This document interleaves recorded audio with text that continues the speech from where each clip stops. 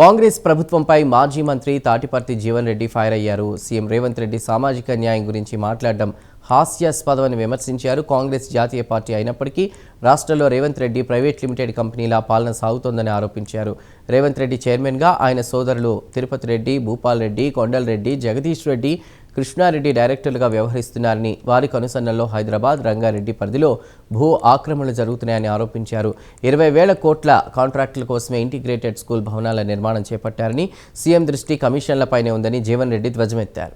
గారి విగ్రహ ఆవిష్కరణ సందర్భంగా రేవంత్ రెడ్డి గారు సామాజిక న్యాయం గురించి మాట్లాడటం ఆశ్చర్యం కలిగిస్తుంది. వీళ్ళ రాష్ట్రంలో నడుస్తున్నటువంటి ఒక ప్రభుత్వం అంటే జాతీయ పార్టీగా భావించేటువంటి ఒక కాంగ్రెస్ పార్టీ ఈరోజు ఏదైతుందో it has become private limited company owned by chairman and managing director Yanumala Revanth Reddy. Directors ఏదైతున్నదో యనుమల తిరుపతి రెడ్డి,